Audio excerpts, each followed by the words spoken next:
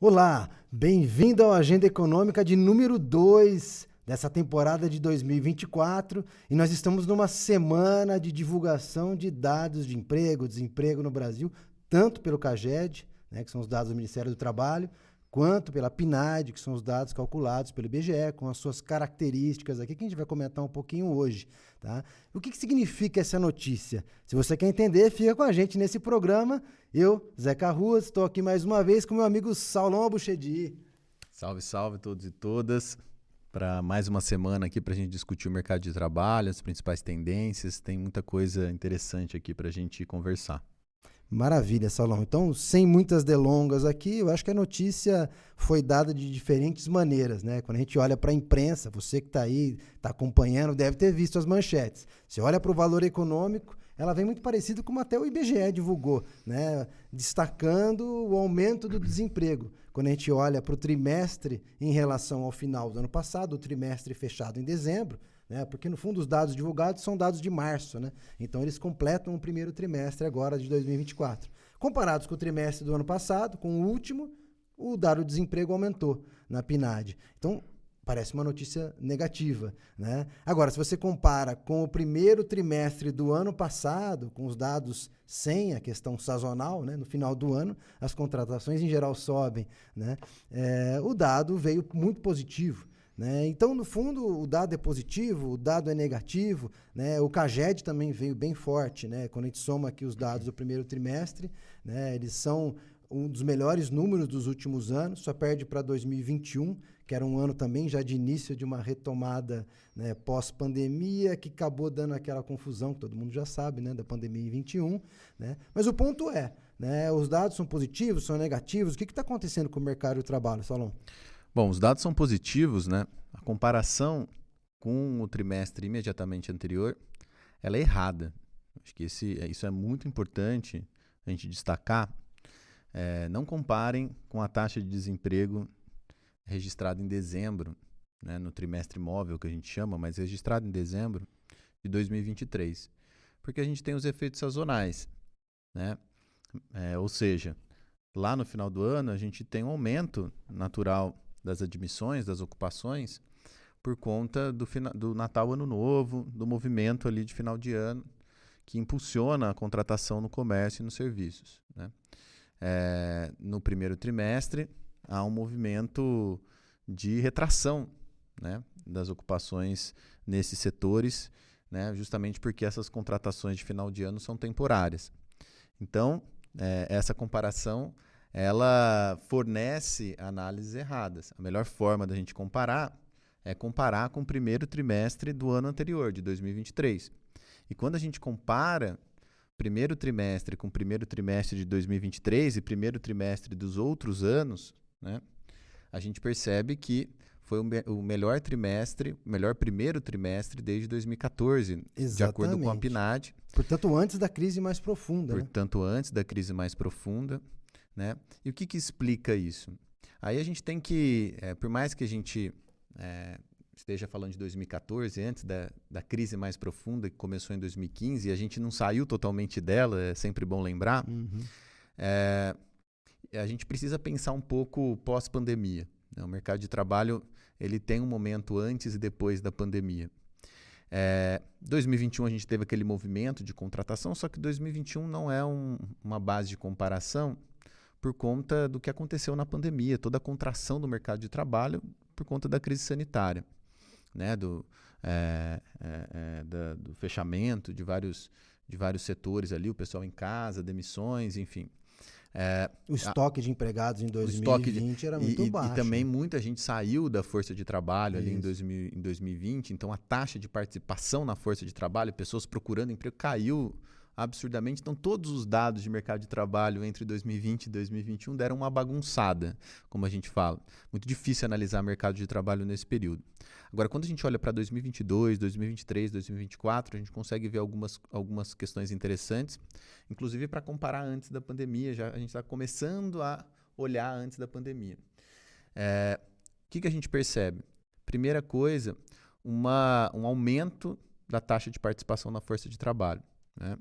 Então, as pessoas estão voltando. O que isso significa? As pessoas estão voltando a procurar empregos, estão conseguindo emprego, né? Então, isso é um fator importante, porque a gente tem um aumento da taxa de participação na força de trabalho e a taxa de desemprego ela vem se reduzindo ao longo dos últimos meses. Eu acho importante, Solon, para explicar aqui para quem nos acompanha, né, como é que é calculado esse indicador de desemprego.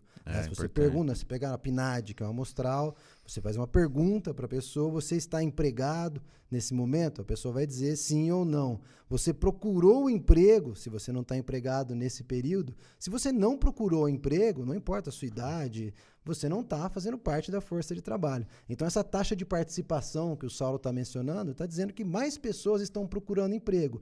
E se mais pessoas estão procurando emprego e a taxa de desemprego está caindo, é um sinal bastante positivo. É um sinal está gerando muito emprego. Exato. Então, há um movimento de geração de empregos, né? Então, houve um aumento da taxa de participação na força de trabalho, o que significa que há um interesse, né? As pessoas estão procurando porque estão mais confiantes. Isso é um indicador, né, positivo da atividade econômica. Então, o que explica, né, esse bom desempenho, inclusive em relação aos outros primeiros trimestres? Só para fechar aqui o argumento, é o desempenho da atividade econômica, né? Então, a atividade econômica está se acelerando, né, apoiada nesse primeiro momento no setor de serviços, como a gente já discutiu. Agora, a indústria também está voltando. Quando a gente olha, estou aqui com a minha colinha dos setores, quando a gente olha para os setores, né, as contratações, os saldos ali, né, contratações menos demissões, por setor, a gente percebe que o setor de serviços é fundamental, né, ele é o principal aqui em relação ao saldo líquido, né, as contratações líquidas, tirando as demissões. O setor de serviços é o setor principal, mas a gente percebe também uma reação, né, Zeca, da indústria da transformação, da indústria extrativa e da construção civil. São setores aqui do CAGED, né? Portanto, são setores do CAGED, carteira assinada. Né? Então, há um movimento aqui importante da atividade econômica e que está impulsionando tanto trabalho com carteira assinada, mas é sempre bom lembrar que também está, né, impulsionando o trabalho informal, né? É muito difícil, a gente vai discutir isso no segundo bloco, é difícil a gente cravar aqui que há um movimento de formalização da economia brasileira. Em qual sentido? Né? Que o trabalho formal está crescendo mais rápido que o trabalho informal. Os dados que a gente tem, né, mostram que essa composição, trabalho formal e trabalho informal, continuou estável. Porque há várias métricas, enfim, mas o que a gente pode afirmar continua estável, né, ao longo do tempo. Então não há um movimento, na minha opinião, isso pode ser polêmico, de formalização do mercado de trabalho, mas de fato, né, você tem aqui, tanto pelo CAGED quanto pela PNAD, um avanço das ocupações. Isso é inegável. O CAGED vem apresentando resultados acima das projeções de mercado, ou seja, os trabalhos com carteira assinada estão crescendo, né? A gente pode também colocar, além da atividade econômica, a gente pode também colocar aqui na conta do salário mínimo. Então, o governo volta com a nova regra do salário mínimo, atrelada ao PIB.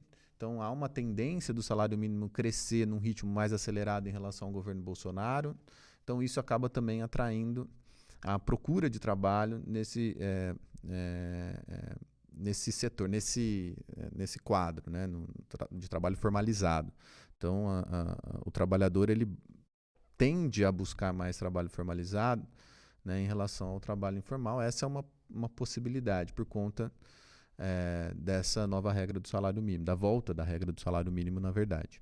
Sim. No fundo, nessa aula, a gente já analisou outras vezes, inclusive convido quem nos acompanha ou que está começando a acompanhar agora a rever os nossos programas de 2023. A gente fez boas análises sobre as tendências estruturais no mercado de trabalho, né? De fato, o que a gente assistiu ao longo dos últimos, talvez, 5, 7, 8 anos, é uma conjugação de dois movimentos, né? Um primeiro movimento de precarização por conta da queda da atividade econômica, né? Especialmente a partir de 2015, então o desemprego cresce e aí as condições de trabalho pioram, o rendimento do trabalhador vai ficar estagnado ou caindo, né? E um segundo movimento que é a plataformização. Nós fizemos essa análise lá, que é um movimento estrutural, né? Um movimento que não acontece só aqui no Brasil, acontece no mundo inteiro, de certa forma, né? Mas em mercado de trabalho menos organizados ou mais instáveis, essa plataformização avança com muito mais intensidade, né? O que a gente tem assistido, na minha opinião, e acho que do que você está analisando aqui, é que esse movimento ainda de uma precarização estrutural ainda mostra suas garras, né? A gente ainda tem um processo de melhora do emprego, né? Queda do desemprego, mas ainda em condições pouco... não dá para dizer que você tem uma força, um vigor tão positivo assim do mercado de trabalho. Os indicadores, como a gente falou no nosso último programa também, ainda são muito desencontrados, né? E o que eu tenho visto na imprensa me assusta um pouco, né? Porque se soma a questão dos juros internacionais, mas os bancos vêm pedindo com muita força nesse momento, o mercado financeiro e parte dos analistas econômicos, né, por uma desaceleração ou para o Banco Central parar de derrubar suas taxas de juros, né?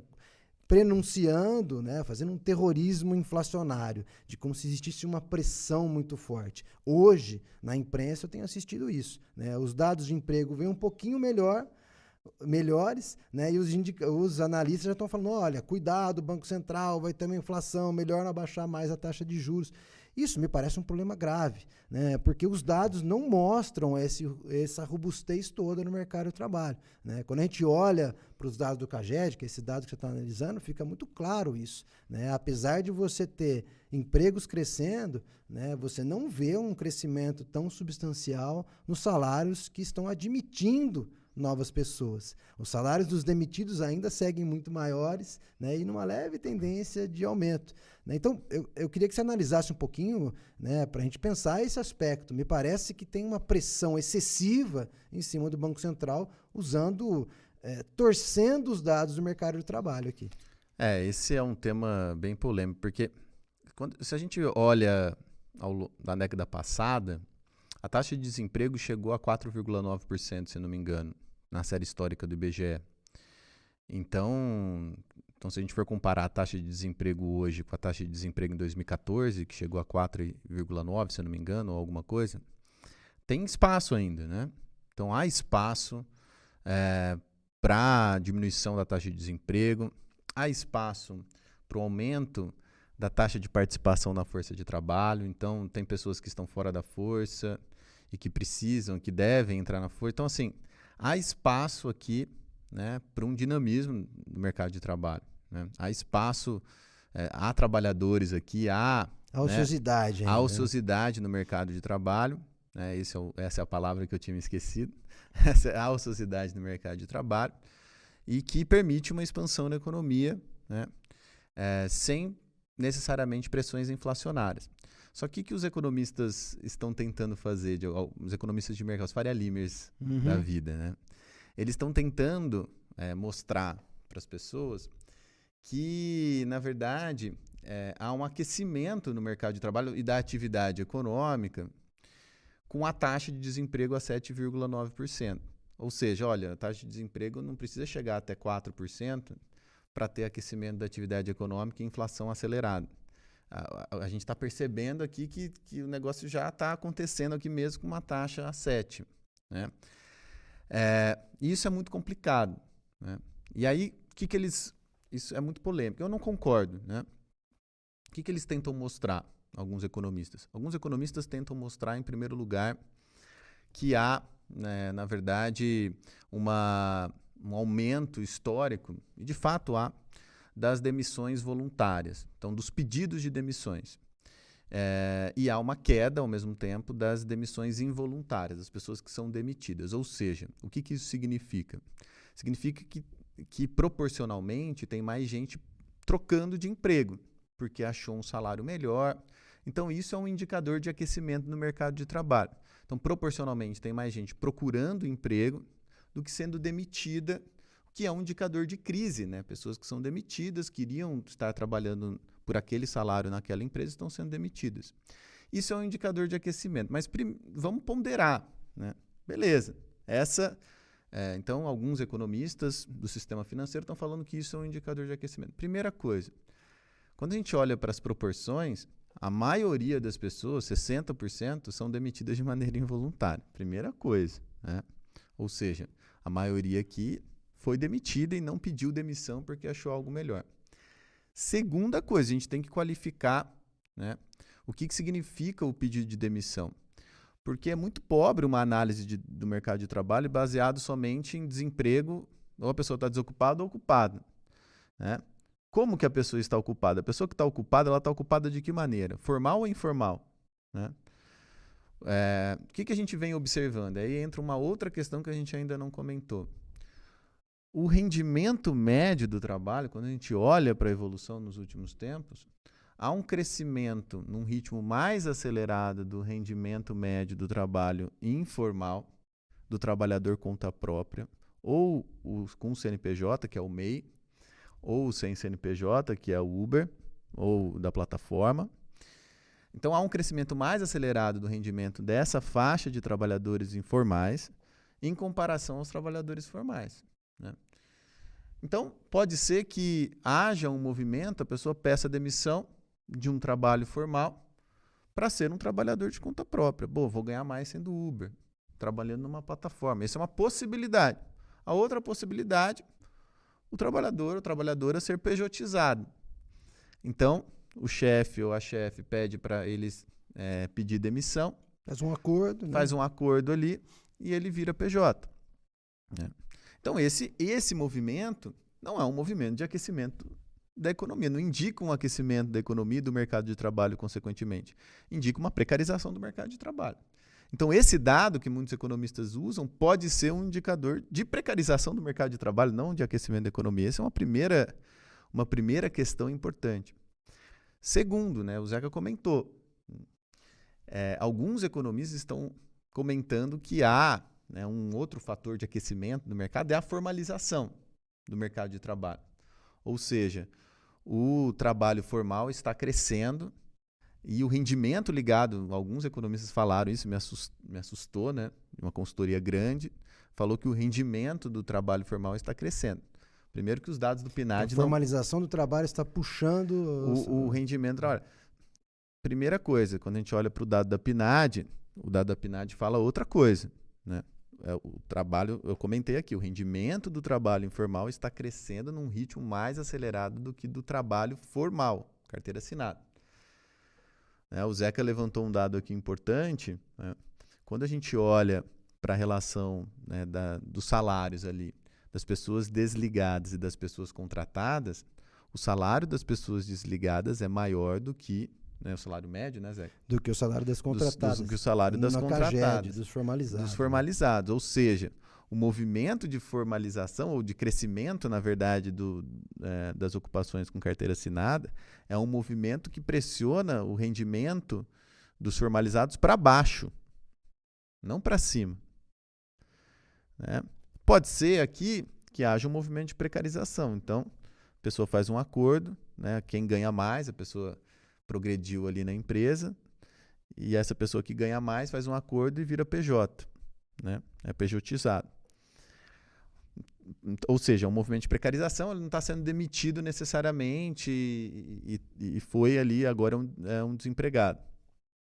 Mas, de qualquer maneira, é um movimento de precarização e indica uma pressão para baixo nos formalizados.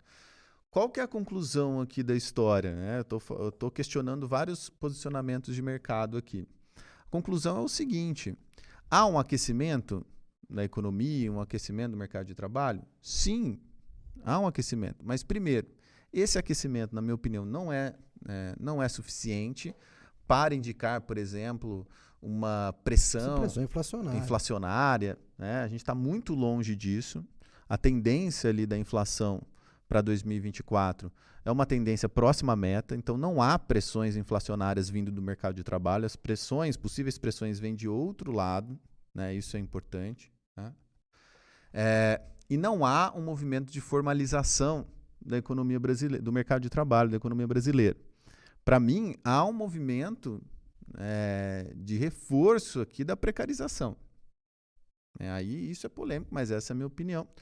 Então, a gente vê uma melhora do mercado de trabalho, reflexo da melhora da economia brasileira, mas a gente também vê, né, um reforço aqui das tendências estruturais que a gente vinha acompanhando nos últimos anos. A gente vem acompanhando nos últimos anos, que é um crescimento da precarização do mercado de trabalho.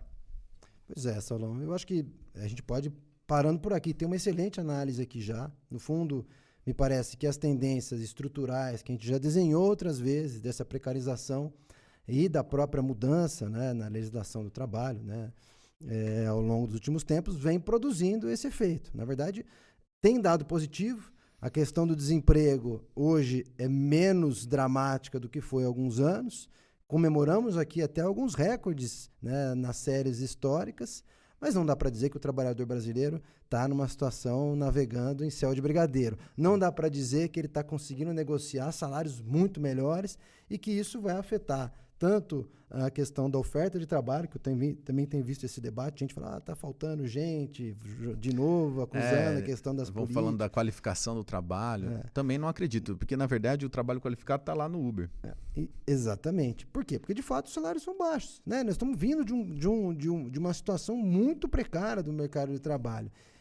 E mesmo que algumas categorias tenham melhorias aí, mas eu não acho que isso tem uma pressão inflacionária. Sim. Eu acho que é isso que a gente desenhou aqui. Você queria fazer algum último comentário ou vamos encerrar para os nossos... Não, vamos encerrar. Eu acho que a gente levantou os principais movimentos aqui e também fomos polêmicos aqui. É isso aí.